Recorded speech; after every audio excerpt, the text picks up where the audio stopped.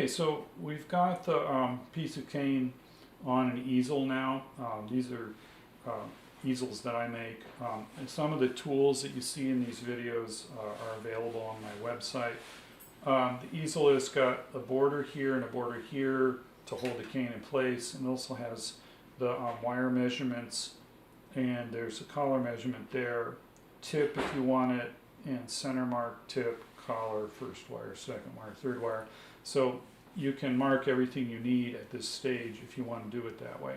So I also have this scoring tool here. It's got 5 blades to it, and that's what I like, 5 scores. And the end is contoured to match the curvature of the cane.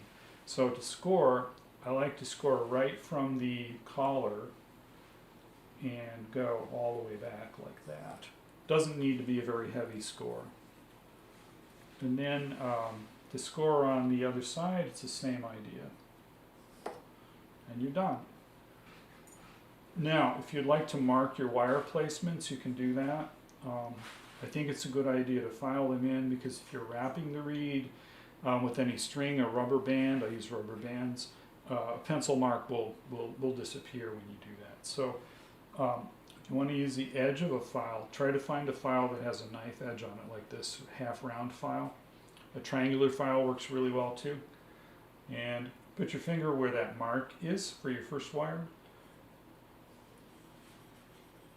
And you can put a little file mark. It doesn't need to be big, just so you can find it when you come back to it. It doesn't have to be a complete mark.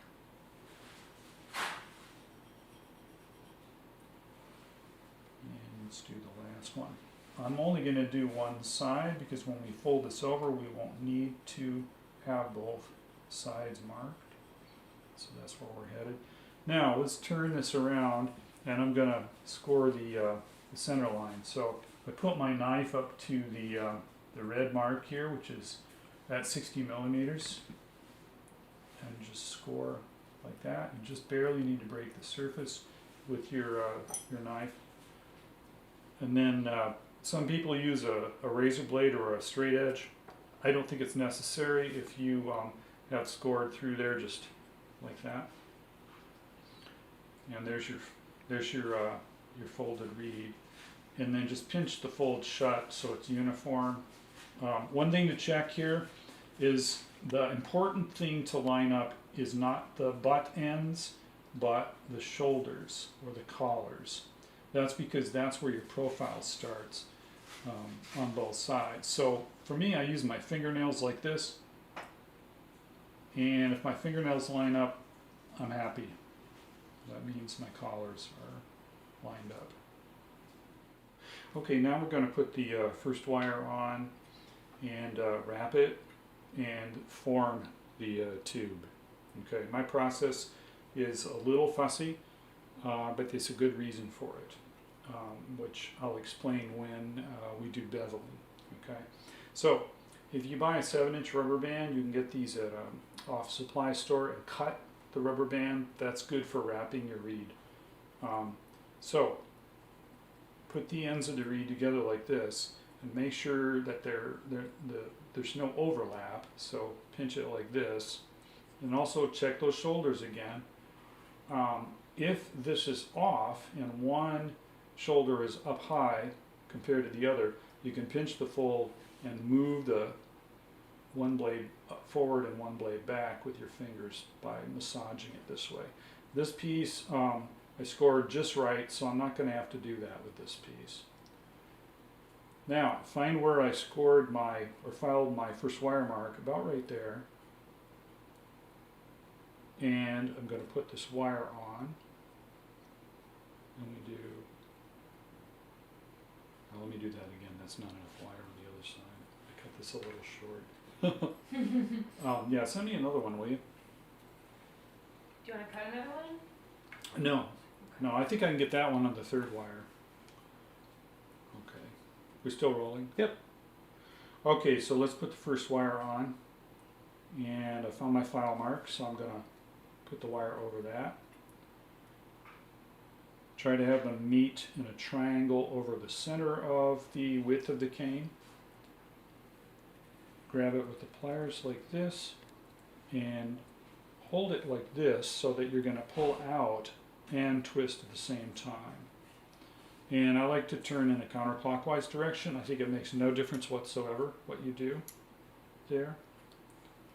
And then carefully nudge the wire in place over your filed wire mark so that it's exactly at 1 inch. My reads are from the butt end to the first wire in between the 2 wraps, exactly at 1 inch. For me, that's the most important wire measurement and the one that can slip during the reed making process. So I check it again during the later stages of the reed making. So I want to get rid of any slack in this, so I'm going to pull out and twist a little bit more, but I'm going to watch to see that I don't dig a groove in here. We don't want to constrict the cane, but we want this wire to be very, very snug so that it will absorb any of the cracking that comes from rounding back here, and that won't go into the blade and cause cracking.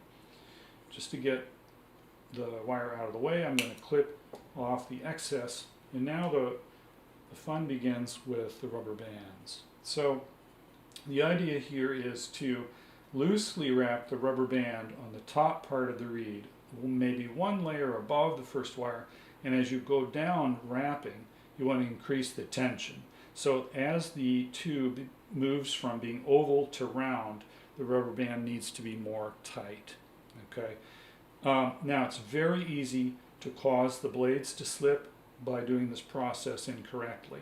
So what you must do, believe me, it would be easier to wrap in one direction, but that will cause the cane to warp and your blades will slip. So you need to wrap in both directions, which is why I bisect the rubber band with the piece of cane. So I go in one direction first, just wrapping very gently. I'm not pulling on this very much at all. And I keep going round and round behind, like so, wrapping until I reach the end. Don't go all the way down, it'll tend to fall off if you do that. And you can see the color and the width of the band changing because of the tension I'm putting on it. Okay, hold it in place by pinching it down like that. Now come back and wrap the other way with the other one, like that. Increase the tension as you go down, like that. Okay.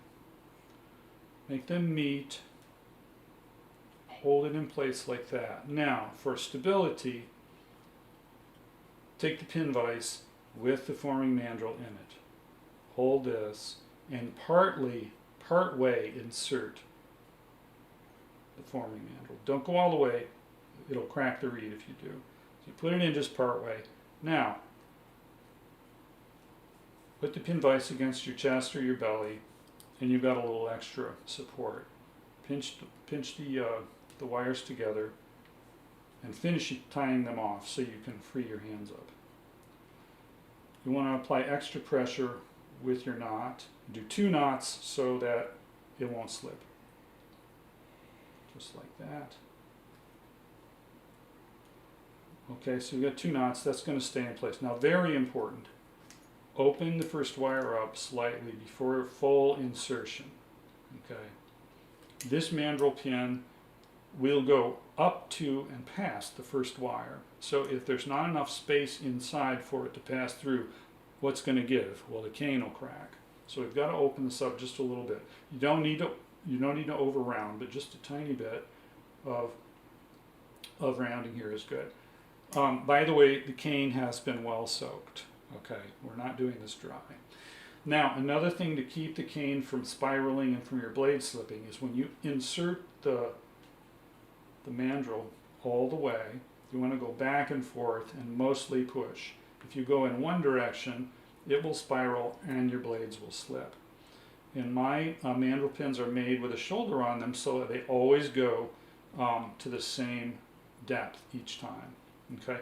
Now the beauty of this system is then you can unchuck the pin vise and then put this on your drying rack. Okay. Let's talk about drying then. Good a good drying period is about 2 weeks. If you need to rush, if you're in a hurry, a few days will work. But what we need is for this cane to dry out and for the shaping of the curvature of the cane back here to be stable. Okay. The reason I use the rubber bands is that for my beveling procedure, I need to have a hard shell semicircle on both sides here for the bevel to work. So this goes on my drying rack, and I'm going to look at it again in 2 weeks.